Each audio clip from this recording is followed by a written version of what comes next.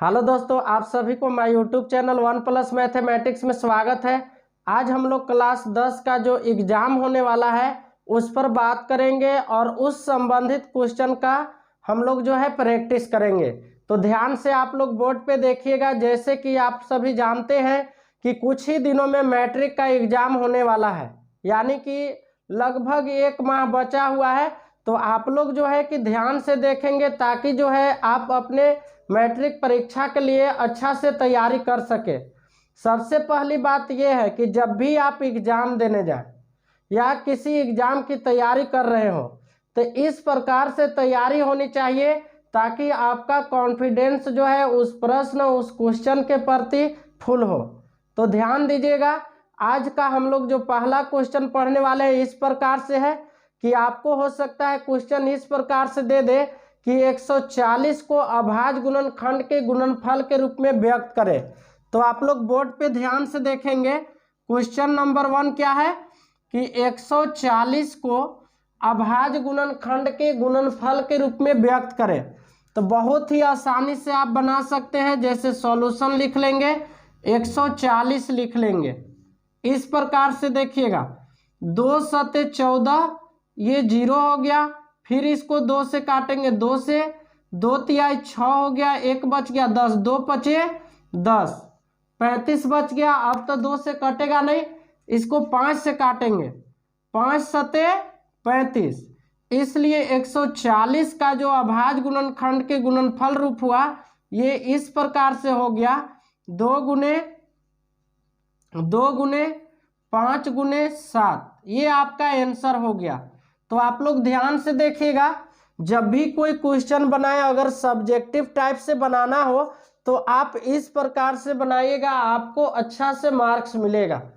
लेकिन क्या है कि जब ऑब्जेक्टिव टाइप का हो तो रफ में आप जल्दी से इस प्रकार से कर लीजिए, या आपके पास एबिलिटी है, क्षमता है काटने का, तो आप है कि माइंड में भी कर सकते हैं। 2 दूनी 4, 4 पच्चे 20 और 20 सत्ते 4 से 140, यानी कि वहां पे जो गुणनखंड दिया रहेगा उसको आप गुना करके देखेंगे 140 आ जाएगा, तो समझिए कि वो ऑप्शन सही है।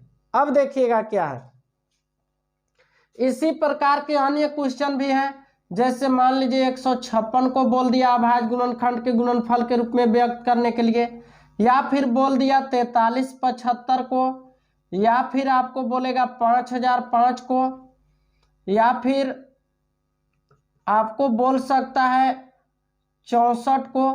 तो इस प्रकार से जब ऐसा क्वेश्चन दे आपको बनाने के लिए तो आप सब्जेक्टिव बनाए तो इस प्रकार से सजा करके बनाए, और ऑब्जेक्टिव होगा तो आप माइंड में भी कर सकते हैं, और या फिर ऑप्शन को गुना करके देखेंगे, ये सबके बराबर आएगा तो जिसके बराबर आएगा वो उसका ऑप्शन हो गया।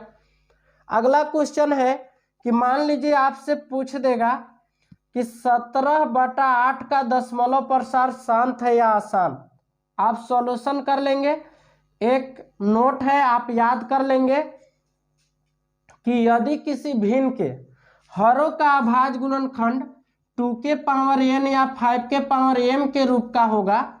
ध्यान दीजिएगा क्या है कि यदि किसी भिन्न के हरों का अभाज्य गुणनखंड 2 के पावर n या 5 के पावर m के रूप का हो तो वह भिन्न का दशमलव प्रसार शांत होता है।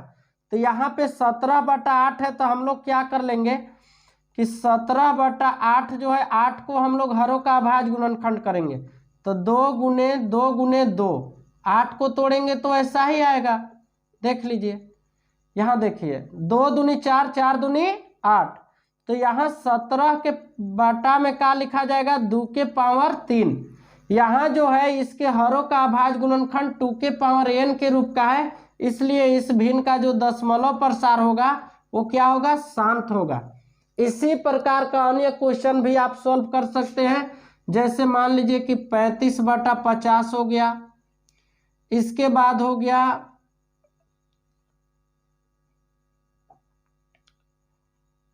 3/2 के पावर 5 गुने 5 के पावर 7, ऐसा भी दे सकता है। या फिर क्वेश्चन इस प्रकार से हो सकता है 6/15 का दशमलव प्रसार आपको बताना है कि शांत है कि अशांत।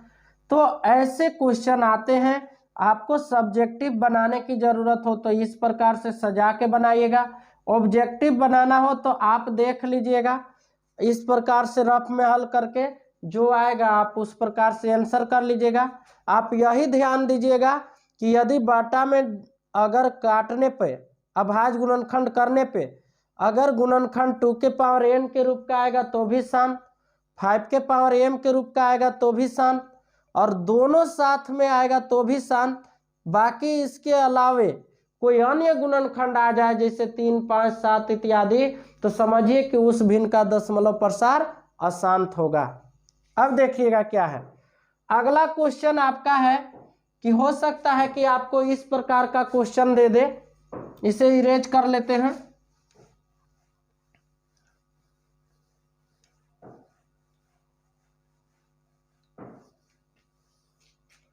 हो सकता है आपको क्वेश्चन दे दे कि साइन 18 डिग्री बटा कॉस 72 डिग्री का मान ज्ञात करें।